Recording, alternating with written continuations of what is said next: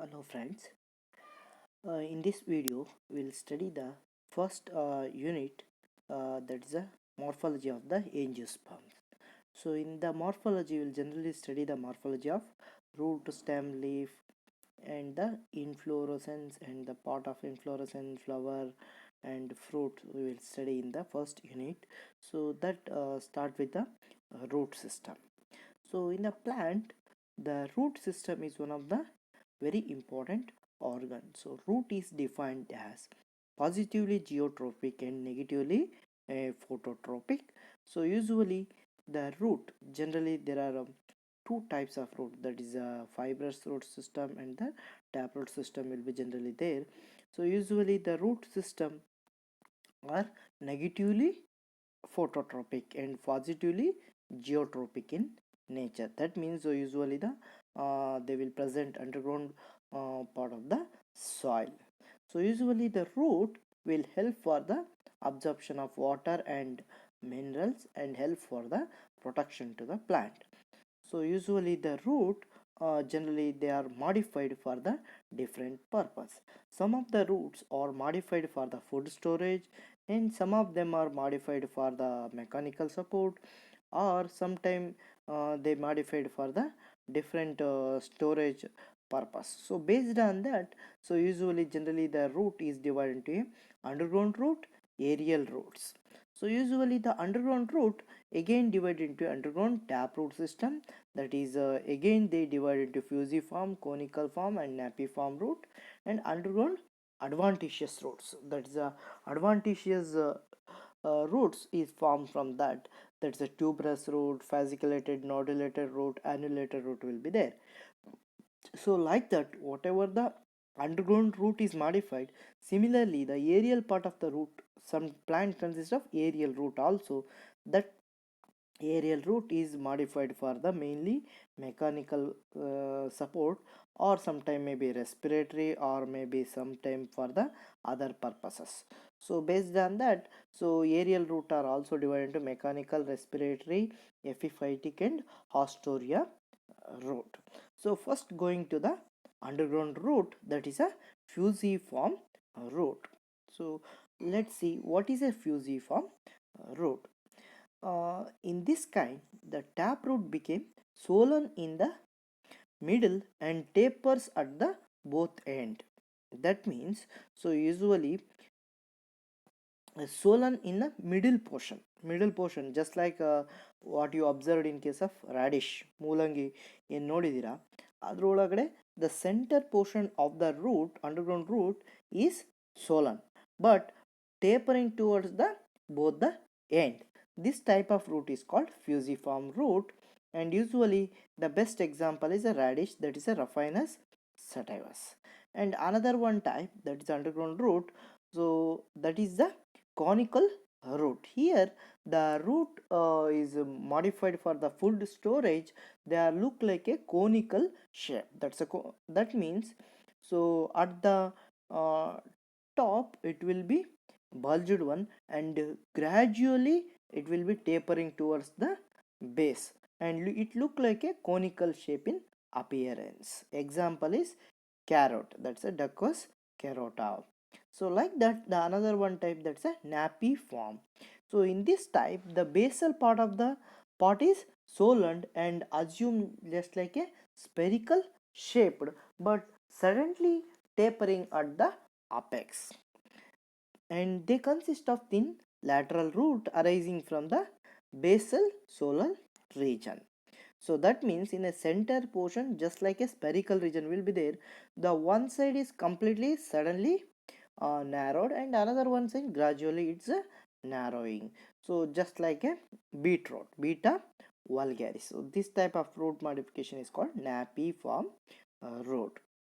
Okay, these three modification is underground one, and they will mainly meant for the food storage. The next one is a adventitious root modification, that's a tuberous root. Here the roots are just like a tubers. So best example is a Ipomia butter, that's a sweet potato, and fasciculated root. The adventitious roots are in a clustered form, and they are arising from the stem portion. So example, Dahlia asparagus. That means a single point of attach is there, but the underground part consists of the tubers. Okay, nodulated root means here they are the nodule like forms will be there in the roots. So just like a reserve food materials, they will in a bunch like nodules will be forming. That's example, mango, ginger. And monoliform root, so this is almost similar to the nodule root, but here just like a single beaded appearance of the nodules will be formed at the frequency intervals. Okay, that is called as a monoliform root. Example in case of grass. Okay, these what we studied, those are all the underground root. So usually the underground root is mainly meant for the food storage. See, if you look at, so first one is that is an apiform root, conical root, and fusiform root. So these are the examples. So next is a mechanical root, that is a aerial root modification. So mainly aerial root is meant for the supporting purpose. The one aerial root modification, that's a prop root. These are the adventitious root arising from the nodals of the aerial branches, which grows vertically downwards and fix them into the soil. So example, banyan tree. All of you see in the banyan tree, their side branches have the root. They come from the main stem and anchor to the soil, and they form a special type of mechanical support root. That's a prop. Then next one is a stilt root. Here the aerial root are modified into a adventitious root developing from the nodal region. That's a lower nodal region, or the in a stem, whatever the nodal and the internodal region is there.